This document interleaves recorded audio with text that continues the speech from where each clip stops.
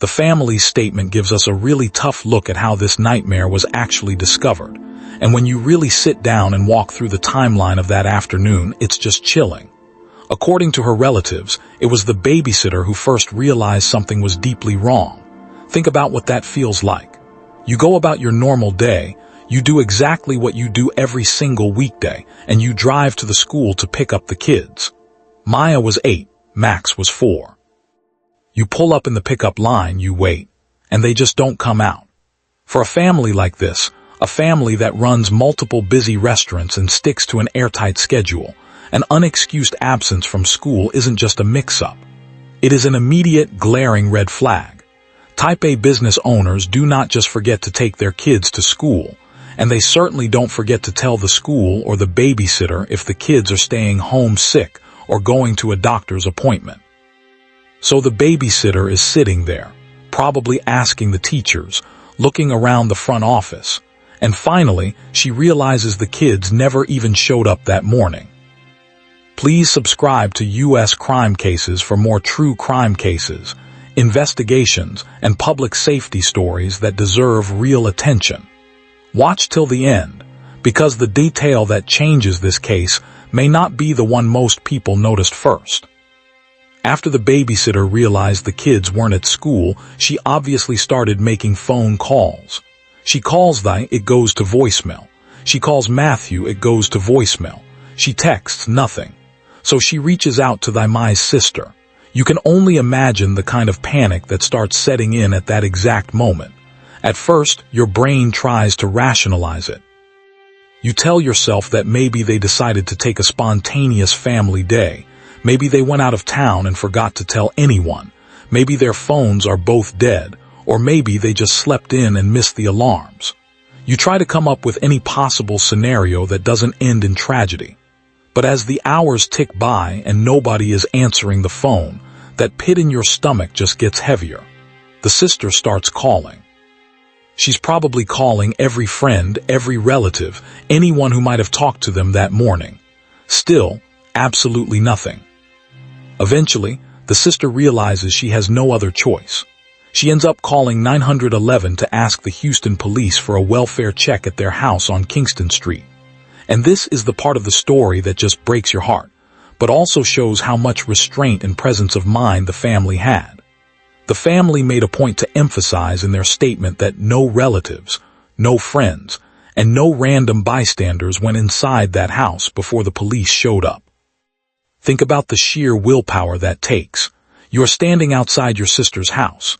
The cars are in the driveway. The house looks completely normal from the outside.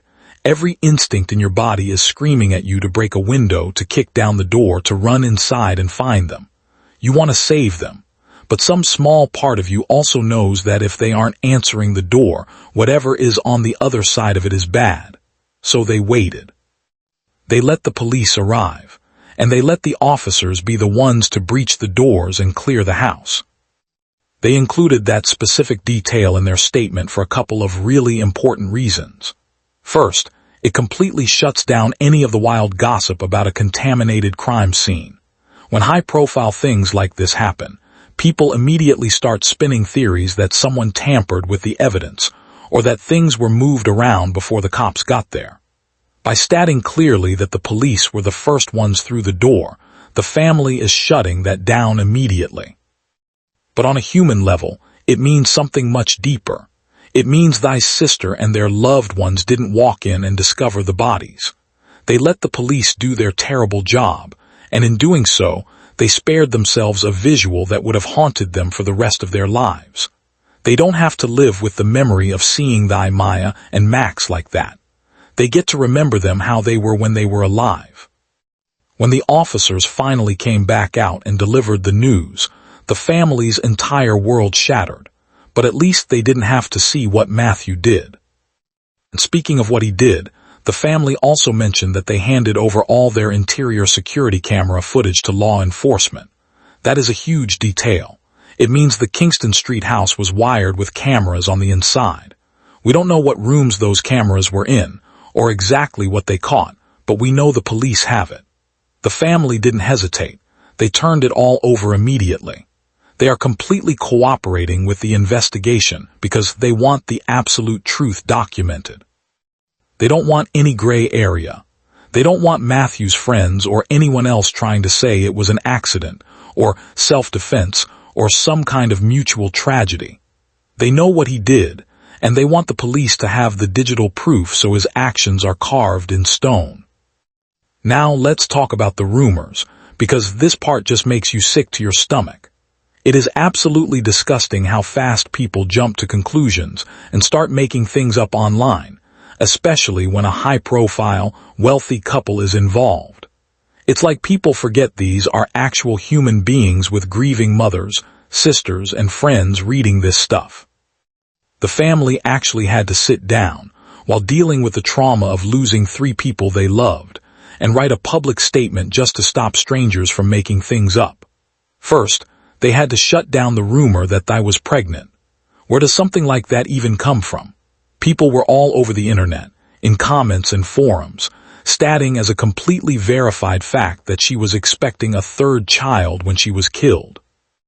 It caught fire so fast that the family had to publicly point to the official county autopsy report to prove she wasn't pregnant. Think about how gross that is. Her family is trying to plan 3 funerals, pick out caskets for a little girl and a little boy, and simultaneously, they are being forced to discuss these autopsy results with the public just to stop a lie from spreading. People make this stuff up because they want the story to be even more dramatic than it already is, as if wiping out your wife and 2 young kids isn't horrific enough. The family putting a hard stop to that rumor was them drawing a boundary and demanding respect. They also had to clarify another massive point. There was no known history of domestic abuse between the couple before the shooting. This is the part of the story that shakes people to their core. Whenever a man wipes out his entire family like this, everyone immediately starts looking for the warning signs. People want to hear that the cops were called to the house a dozen times before. They want to hear that there were restraining orders or public screaming matches or visible bruises. We want to believe there were giant, flashing red lights leading up to the tragedy. Why? Because it makes us feel safer. If we can convince ourselves that there are always obvious signs of a monster, then we can convince ourselves that we would spot the monster if he lived next door, or if he was married to our sister. We use those red flags as a security blanket to distance ourselves from the horror. But the terrifying reality with crimes like this is that the perpetrator often hides it perfectly. Matthew Mitchell didn't leave a paper trail. There were no 911 calls. There was no known physical abuse. He woke up, went to work, ran successful restaurants, smiled at customers, took his kids to school, and looked like a great husband. He played the part of the wealthy, successful family man flawlessly, right up until the very moment he decided to destroy everything. These guys wear a mask so perfectly that even the people closest to them don't see what's coming. Maybe he felt like he was losing control behind the scenes. Maybe there were financial issues he was hiding, or maybe his ego just couldn't handle something we don't know about yet. Whatever it was, he kept it buried. By saying there was no known abuse, the family isn't making excuses for him. They are pointing out exactly how well he hid his darkness. They are telling the world that he fooled everyone, and that's what makes this so incredibly scary. He made the ultimate, cowardly choice to end his family's lives rather than face whatever demons he had, and he did it without giving anyone a chance to intervene. The family is left picking up the pieces of an illusion he created, trying to move forward while ensuring Maya, and Max are remembered for the beautiful lives they lived, rather than for the horrific way he chose to end them. This tragedy didn't just break a family. It sent an absolute shockwave through the entire city of Houston, and specifically right through the heart of its restaurant scene. You have to understand that in a city as big as Houston, the culinary community is actually incredibly tight-knit. Everyone knows everyone. Vi and Matthew weren't just casual investors who threw money at a business and walked away. They were the faces of Traveler's Table and Traveler's Cart. These are huge, highly successful spots right in the middle of Montrose, a neighborhood known for its vibrant, diverse, and energetic vibe. Traveler's Table isn't just a place to grab a quick bite. It was built on this beautiful concept of exploring the globe through food, sharing cultures, and bringing people together around one table. They poured her absolute soul into that concept. She grew up around her mother's and grandmother's traditional Vietnamese restaurant, so hospitality wasn't just a job for her, it was literally in her blood. She understood how to make people feel welcome, how to curate an experience, and how to build a space where people wanted to celebrate their own lives. So when the news broke, it wasn't just a news story for the people in that community. It felt like an earthquake. But what really stops you in your tracks is how her family handled the businesses in the aftermath. Even while dealing with a level of grief that most of us cannot even begin to comprehend, her family thought about the staff. They sat down in the middle of this nightmare and announced that both restaurants are staying open and running normally. Honestly, when you really think about the sheer strength that takes, it is breathtaking. Put yourself in their shoes for just a second. You are planning funerals for your sister, your 8-year-old niece, and your 4-year-old nephew. You are picking out tiny caskets. You are dealing with police and detectives and the medical examiner. You can probably barely remember to drink a glass of water or take a breath.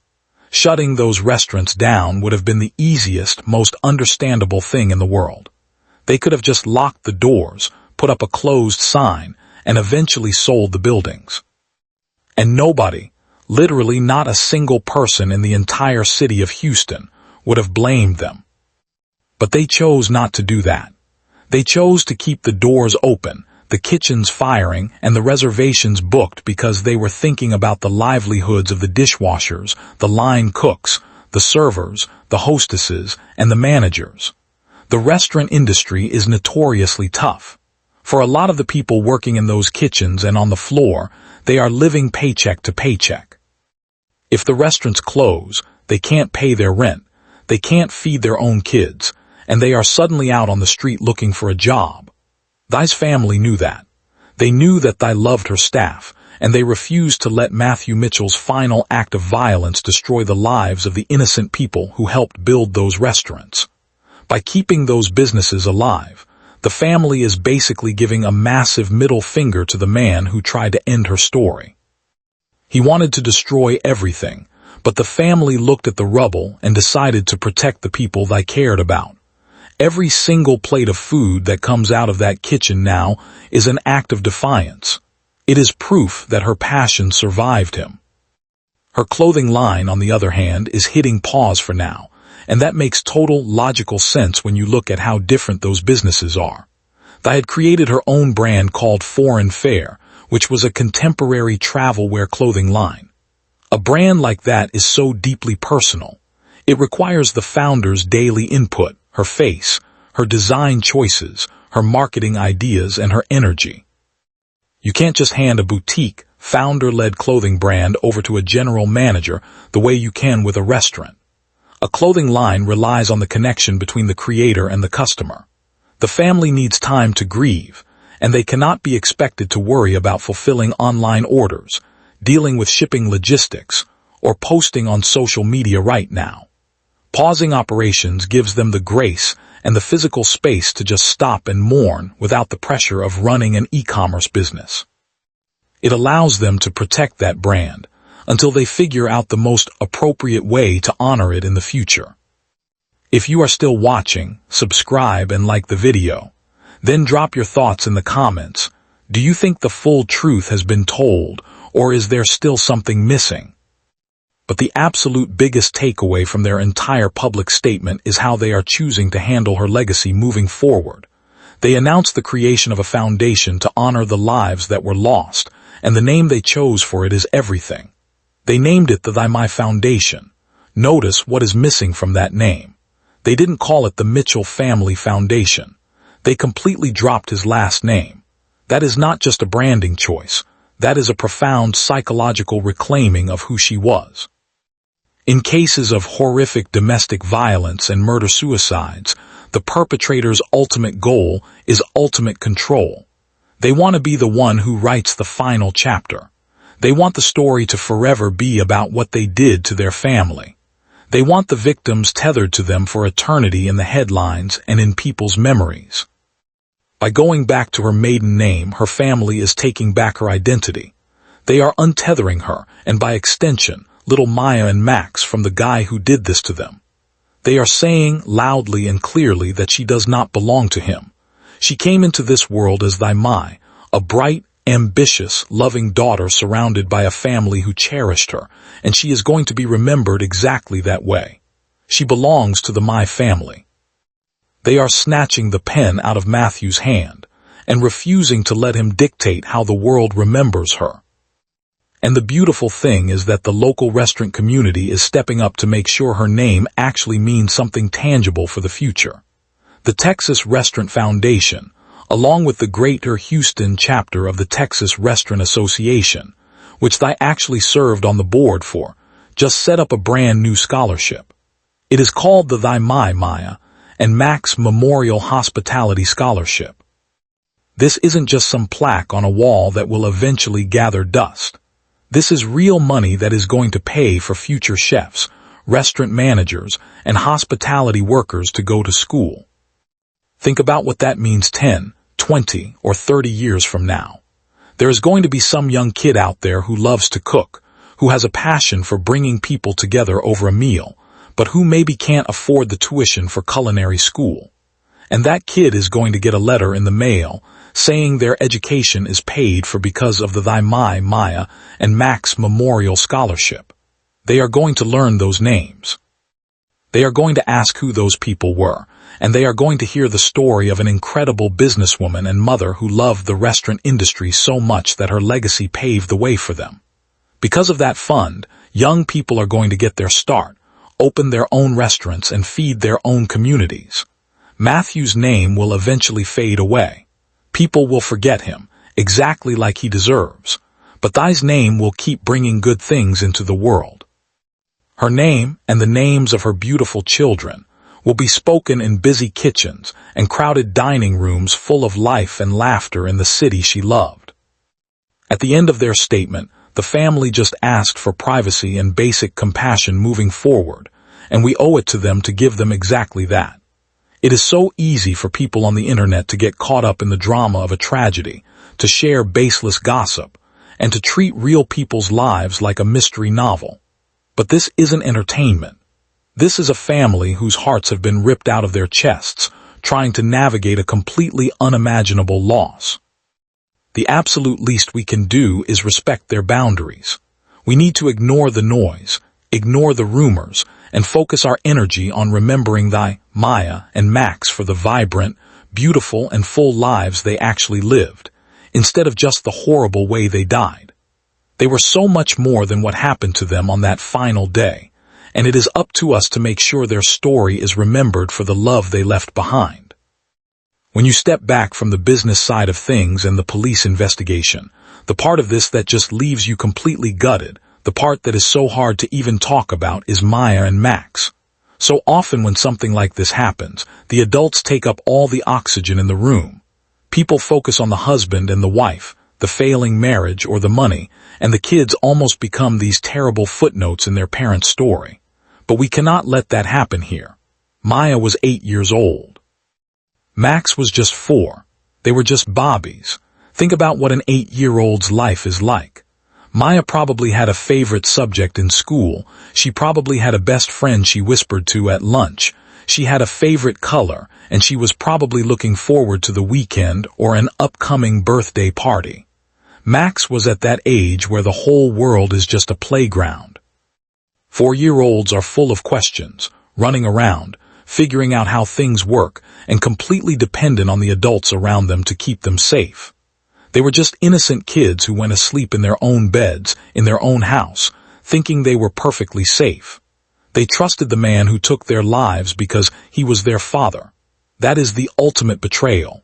It's the kind of heartbreak that you can't even wrap your head around no matter how hard you try. And you have to think about the ripple effect this has on the kids' world. Think about Maya's 3rd grade classroom.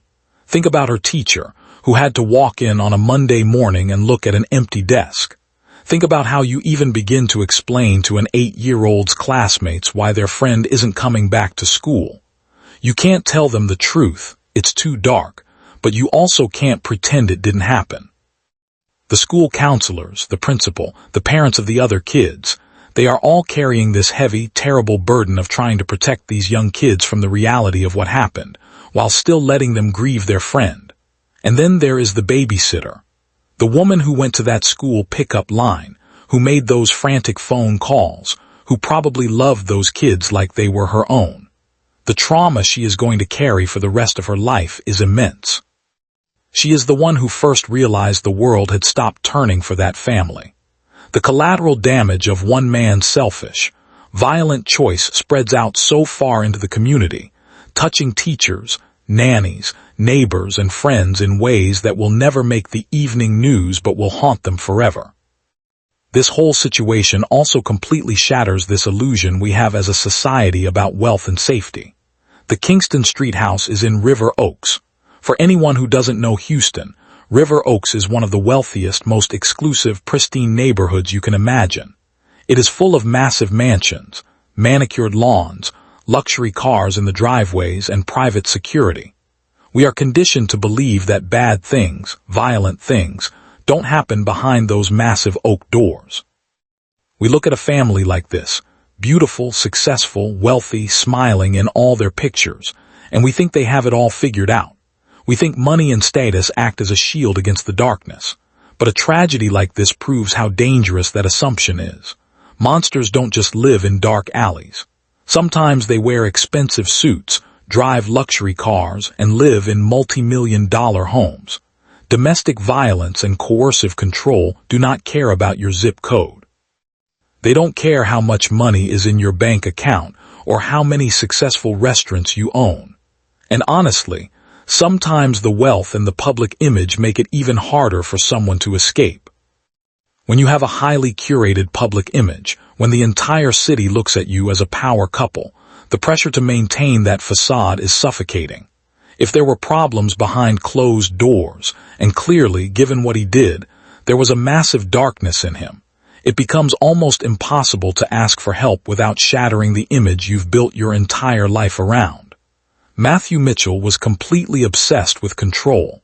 He had to be, to do what he did. And when a man like that feels his grip slipping, whether it's over his marriage, his finances, or his ego, he doesn't just walk away. He decides that if he can't have his family, if he can't control the narrative anymore, then nobody gets to have them. He decided to burn his entire world to the ground rather than face whatever reality was waiting for him. It is the most pathetic, cowardly choice a human being can make. He stole Thai's future, and he stole Maya and Max's entire lives, just so he wouldn't have to face his own failures. But the community in Houston is refusing to let the darkness win. If you walk past Traveler's Table or Traveler's Cart right now, you will see exactly what I meant to that city. The sidewalks outside the restaurants have basically become living memorials. People are leaving hundreds of bouquets of flowers, handwritten notes, stuffed animals for the kids, and candles. Regular customers, people who maybe only met Thai once or twice, are showing up just to stand there and pay their respects. The staff inside those restaurants are working through their own grief, serving food with tears in their eyes, because they know that staying open is the best way to honor her. The atmosphere in those dining rooms has shifted from just a place to eat to a place of profound community support. People are going out of their way to book reservations and spend money there, specifically to make sure the staff is taken care of, and that Thai's dream doesn't die with her. It is a beautiful, heartbreaking display of human decency. It shows that while one person is capable of unimaginable evil, thousands of other people are capable of stepping up with overwhelming love. And that brings us to the reality of what Thai's surviving family is facing right now, in the quiet moments when the cameras are gone and the public moves on to the next headline. Putting out that public statement was an incredible act of strength, but it was just one day. Now, they have to face the grueling, agonizing marathon of actual grief. They have to go into that house eventually. They have to sort through Thai's clothes. They have to pack up Maya's backpacks and Max's little toys. They have to figure out what to do with the family photos sitting on the mantle.